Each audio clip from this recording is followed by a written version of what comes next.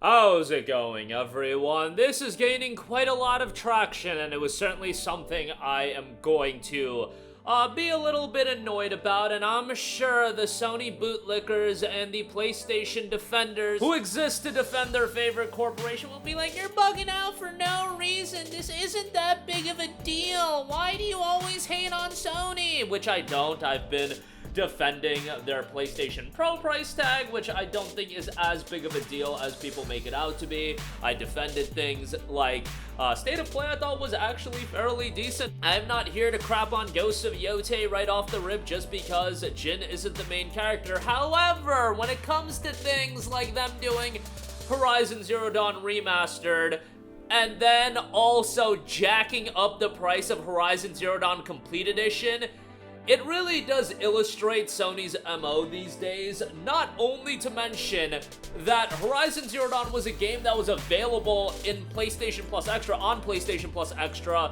giving some value to that service, and they pulled that game out of the service, and everybody knew why. Very much like the same reason they pulled Spider-Man 2018 when they re-released Spider-Man Remastered as a standalone product. They pulled Horizon Zero Dawn out of the service so they can incentivize people to spend a premium to play Horizon Zero Dawn. Now, most of you guys own Horizon Zero Dawn. It's not going to be a big deal in the grand scheme of things, and that is if we, as I like to so eloquently say in a lot of my recent videos, if you assess situations just in a vacuum, yes, in a vacuum, this isn't the biggest deal in the world for each individual person probably watching this video. However, it's Sony getting away with another thing that they probably shouldn't be getting away with, and it also illustrates, I don't want to say the dangers of digital gaming, but the elements of digital gaming that can be a little bit worrisome, because yes, you could obviously go out to your local store and you could probably buy a copy of Horizon Zero Dawn for $20, maybe even less than that, especially if it's a pre-owned copy. Horizon Zero Dawn has gone on sale several times and the complete edition has been as low as $10. I would not expect the complete edition to go on sale any further leading into the release of Horizon Zero Dawn Remastered, because they want to create that illusion that that remastered is worth your $50 or that you're getting a lot of value for that $9.99. And this is again just a area of digital gaming where if you assess it that way for the digital gaming standpoint, that man, you really see the shortcomings of digital gaming come here. There's a lot of great things about digital gaming, but the issue with digital gaming is that you are very much locked into that PlayStation ecosystem. At least with physical gaming and physical media, there are the other retailers, the other online storefronts like an Amazon, a Walmart, a Best Buy, where they'll be competing to discount games. In the case of the PlayStation Store, it's very much just, that's the set price and it exists at that set price. We talked about it before, but Metal Gear Solid Master Collection Volume 1 is $42 on the PlayStation Store. That game readily goes on sale for $20 at Amazon. That's just one instance of digital gaming and its shortcoming. This illustrates another shortcoming of digital gaming where Sony and PlayStation and whatever digital storefront, they just have the power to jack up the price of a game. At the very least on PC, while it is digital only, you do have all of these other key selling websites, Green Man Gaming, Games Planet, Humble Bundle, so on and so forth. PlayStation doesn't have that, where PlayStation, they have no competition on the storefront in terms of selling games. And again, you look at them pulling away things like first-party titles from PlayStation Plus. They did it with Horizon Zero Dawn, they did it with Horizon Forbidden West, they did it with Spider-Man 2018, they upped the price of PlayStation Plus as well. It is draining and draining more revenue and more value from their consumer every which way they go. This area we can get a little bit more money, that area we can get a little bit more money. It is to maximize their revenue in every specific area. In the case of buying a game like a Horizon Zero Dawn, that's a game that your everyday average consumer will probably want to play.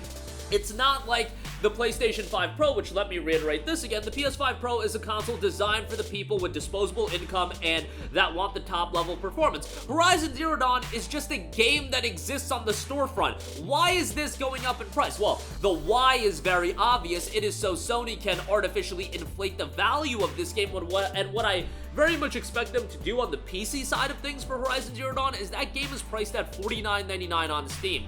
It used to go on sale for $12.49. I imagine that it will no longer go on sale for $12.49, and the deepest discount you'll see for it is like it'll go on sale to $30.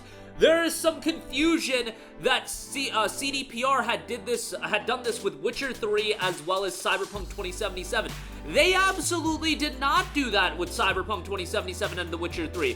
What happened is, and mind you, CDPR had dropped free next-gen upgrades for Cyberpunk 2077 with Cyberpunk 2.0 and for The Witcher 3. They're not paid upgrades like Sony is doing with Horizon Zero Dawn Remastered.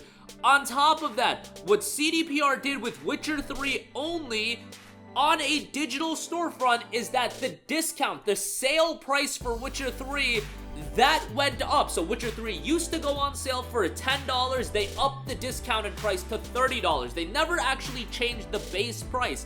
Here, you are changing the base price. In fact, you are doubling said base price to $40, and it's a paid upgrade. And don't try to argue with me on this. I cover game deals pretty regularly. I did the video when Best Buy had Cyberpunk 2077 for $5, but that's Best Buy setting the price. That is not CDPR telling Best Buy, hey, Cyberpunk 2077 is trash, go sell it for $5.